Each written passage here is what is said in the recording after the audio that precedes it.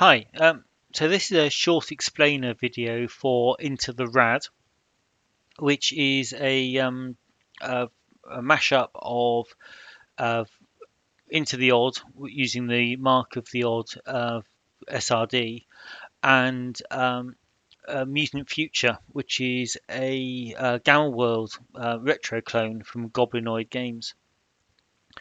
What you get is it's a 57 page PDF, so that's 58 pages in the cover. Um, this is the PDF you're looking at here. One of the things that makes this different from Into the Odd is can you see these little pink shaded boxes? These are the solo rules. What I've done is I've integrated the solo you know, right from the ground up. They were there almost before I started writing the actual whole game. I started writing solo rules for Into the Odd, and then that kind of morphed into an entire standalone game. So the character creation is almost identical to uh, the Into the Odd. I've created an extra little thing here where Into the Odd you would have, say, a lantern carrier as a companion if you were a small party. I've upgraded those to sidekicks. And now a sidekick pretty much is the same as a player character, apart from the fact they always have one hit point, just like the companions do. But now they do get you do roll the stats on the 3d6, and you do use the if you're familiar with the loadout sort of starting gear table, well, they use that as well. Um, Now, you'll notice on here, if you can read it, it's things like 9mm automatic, carbines, rifles, um, revolvers, there's shotguns. That I've kind of brought in some modern tech into the sort of character creation, and I've even given solo characters some starting money. Um, So yeah, you've got the uh, this table split in two. It's sort of 1 to 3 hit points here, and 4 to 6 there, because this is a US trade size book rather than US letter, because they make quite nice little. They're nice in the hand to hold and use. Now, in amongst here, you'll see there's neurotelepathy, neurokinesis, prey scent. These are the mutations, and following on from uh, the loadout, there's an explanation of all the mutations. So, prey scent was one of those ones I just said, and that says here the mutant's body sends out waves of scent that can attract predators. When making luck checks to check for random encounters, roll 2 luck checks to see if a predator has scented the character. So that's obviously if you're rolling luck to see whether there's an encounter, then you're more likely to meet a predator if you've got that mutation. So that there's a section on mutations. Then there's any rules that relate to the modern equipment, rules for ammunition, both as starting characters and when it's found. Uh, Now, this section, the what you need to know, that comes direct from the Into the Odd.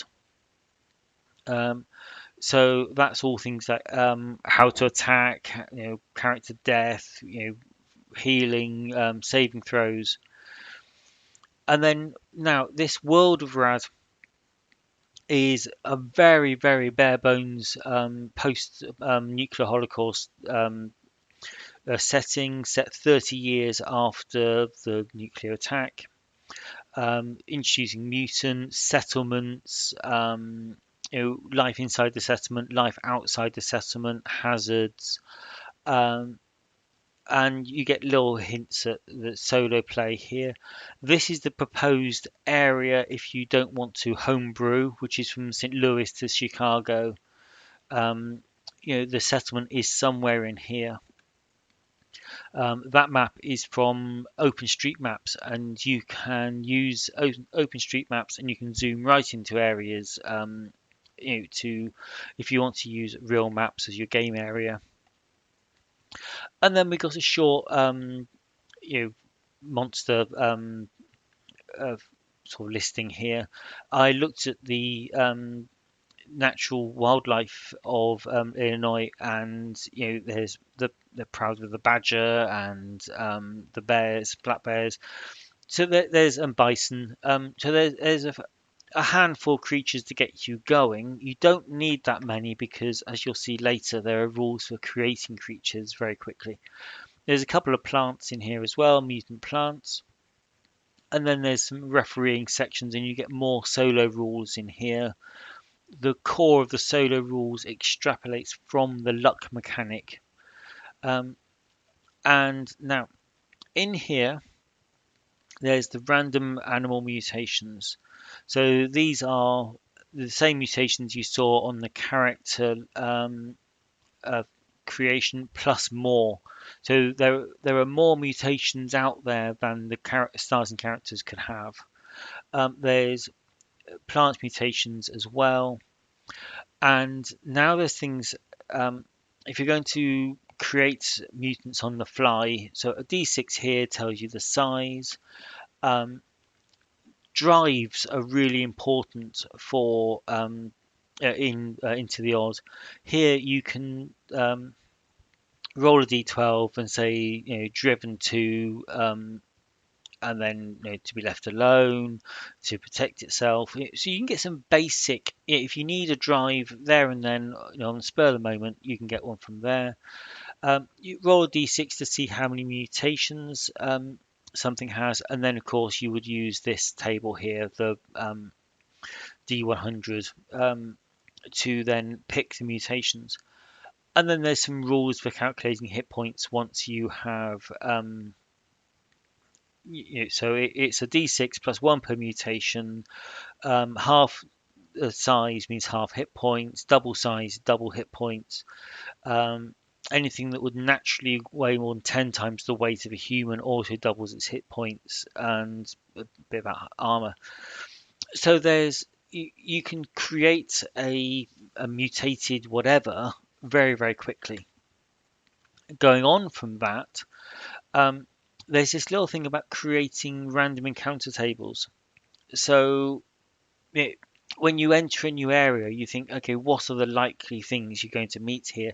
You can just drop them into a random encounter table, and then when luck turns around and says that there's going to be an encounter, you can then just generate one from here.